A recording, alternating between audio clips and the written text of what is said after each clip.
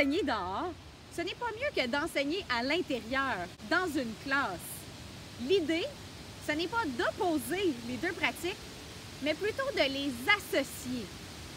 Un tel enseignement mixte va permettre de combiner l'école et la vie quotidienne, la théorie et la pratique, les savoirs, les savoir-faire, et même aussi les savoir-être et les savoir-vivre ensemble. Lorsque vous ferez la classe à l'extérieur, vous vous rendrez compte que vous devez changer votre posture enseignante. Vous et vos élèves deviendront des explorateurs d'un nouveau milieu. Mais vous, en tant qu'enseignant, découvrirez les nouvelles capacités de vos élèves. Vous vous rendrez vite compte qu'il est difficile de tenir de longues explications lorsqu'on est dehors. Pour vous assurer un succès dans vos activités en pédagogie par la nature, mettez rapidement vos élèves à la tâche. Choisissez une tâche ou une question ouverte afin de laisser une grande liberté à vos élèves. Notre objectif ici, c'est qu'on mise en fait sur la motivation intrinsèque de nos élèves. Assurez-vous également que chaque élève est actif lors de votre activité.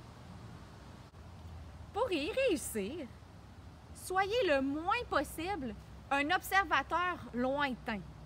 Soyez avec vos élèves. Faites la tâche avec eux. Faites un exemple de vous-même. Ou encore, posez-leur des questions sur ce qu'ils font et pourquoi ils le font.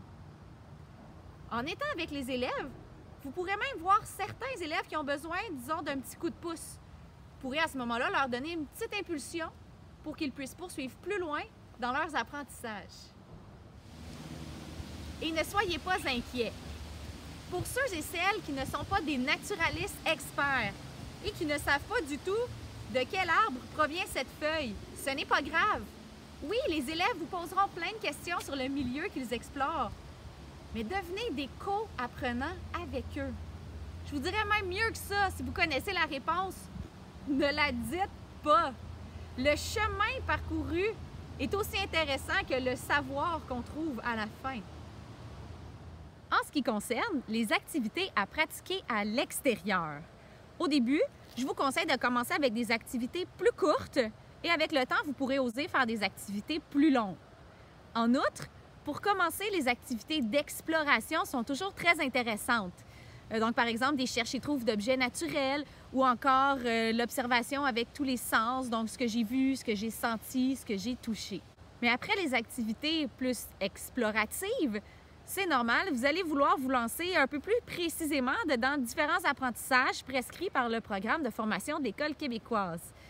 Et pour ce faire, il y a différentes façons de s'y prendre. Tout d'abord, une première façon serait plus d'utiliser le milieu naturel comme un milieu inspirant. Donc là, on est plutôt dans la pédagogie dans la nature.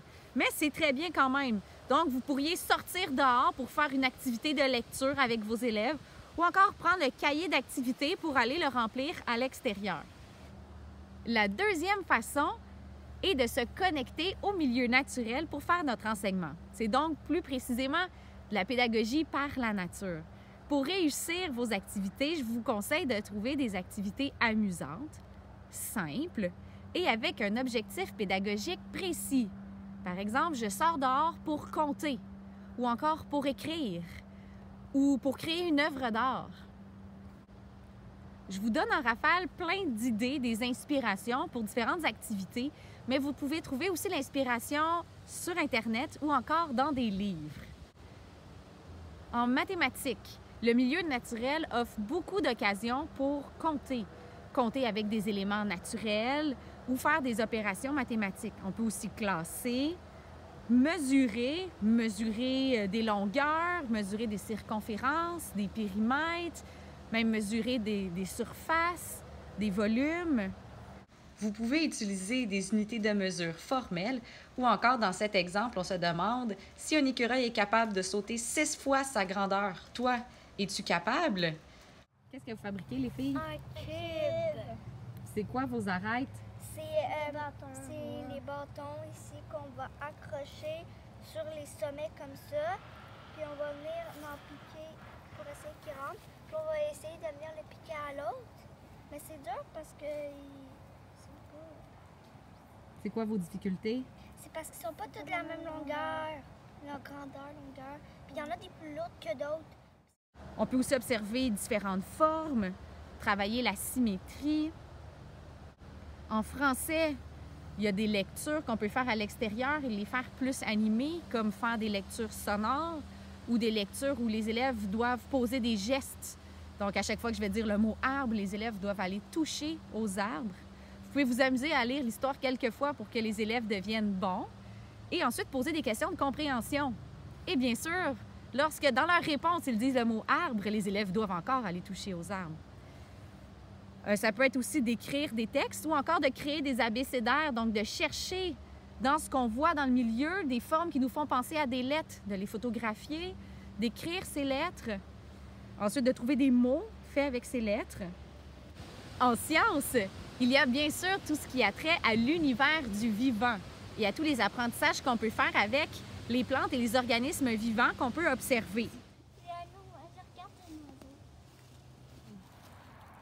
Non, je pense pas. C'est la grenouille des bois. Regarde, j'ai trouvé une plume. La science citoyenne est également très intéressante. Donc, dans cette formule, c'est des chercheurs qui cherchent des données, mais qui n'ont pas la main-d'œuvre nécessaire pour collecter cette grande quantité de données. Ils font donc appel aux citoyens et aux écoles. Ce qui est bien, c'est que les chercheurs ont déjà développé un grand contenu théorique en lien avec les apprentissages et ont déjà développé le protocole. Mais les élèves vont quand même passer à travers une démarche scientifique, la démarche d'hypothèse, la rigueur de la collecte de données et même la compilation et la réflexion parfois sur les résultats. Ce n'est pas parce que vous êtes à l'extérieur que vous devez bannir les outils technologiques. Le cellulaire ou la tablette peuvent être vraiment géniales. Déjà, on peut télécharger des applications qui nous permettent de reconnaître, identifier certaines plantes ou certains oiseaux. On peut aussi s'en servir pour faire des photos, pour ensuite construire un roman photo dans le cadre de la production d'un texte en français. En art, il y a bien sûr beaucoup d'œuvres éphémères qu'on peut créer avec les éléments naturels.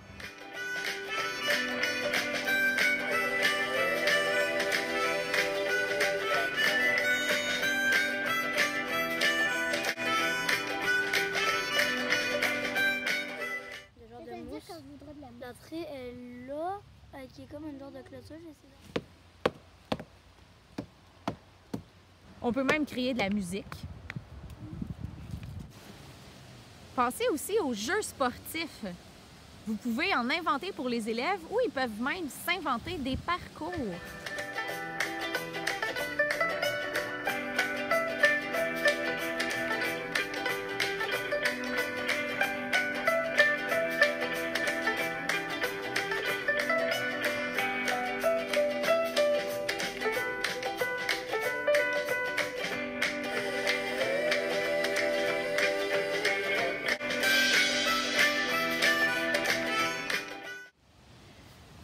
De pro.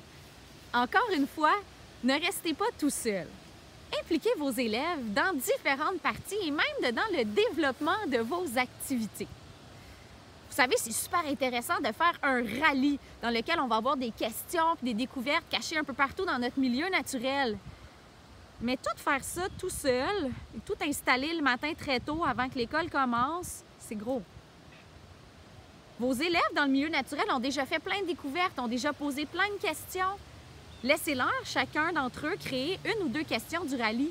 Laissez-leur installer le rallye.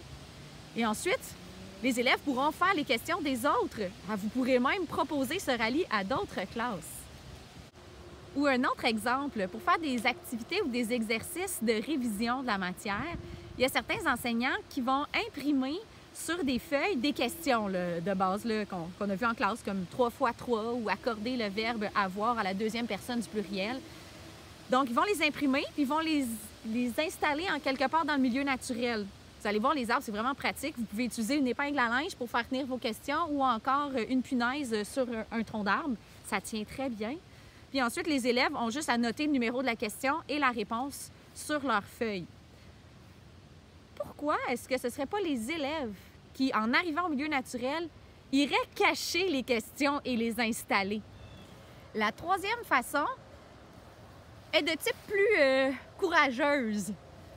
C'est simplement de sortir sans aucune préparation. Voir quelles occasions d'apprentissage vont apparaître spontanément et où les élèves nous mèneront. Regarde, un attrape-mouche. Il est fait avec quoi? C'est fait, dans le fond, c'est une toile d'araignée, sinon on peut mettre des fils. Genre. C'est moi qui... En plus de la pratique d'activités en nature, je me fais souvent demander comment évaluer l'apprentissage de mes élèves effectué à l'extérieur. Je vous dirais, évaluez pas les apprentissages faits à l'extérieur indépendamment de votre enseignement. Évaluez le thème dans son ensemble. Donc, vous pouvez très bien utiliser les pratiques d'évaluation habituelles en classe. En complément, si vous voulez, vous pouvez, par exemple, utiliser des notes que vous allez prendre de façon régulière ou des réflexions menées fréquemment en lien avec ce qui est effectué par les élèves à l'extérieur. Vous pourriez aussi utiliser des photos ou des vidéos de la démarche d'un élève ou même des résultats de tâches que vous avez demandées. Une autre option, c'est de demander aux élèves de tenir un journal nature. Donc, dans ce cas de figure, chaque élève a un journal et à chaque sortie, que ce soit pendant ou après, il doit y noter quelque chose. Donc, vous pouvez lui donner des consignes par rapport à ce qu'il doit écrire ou le laisser libre. Exemple de consigne, une émotion que tu as vécue aujourd'hui, pourquoi, ce que tu as appris aujourd'hui ou ce que tu n'as pas compris, ce que tu as aimé ou pas aimé. Ça peut être aussi des dessins d'observation ou des dessins de la tâche qu'il a accomplie. Et surtout, n'oubliez pas de vous amuser dans votre projet de pédagogie par la nature.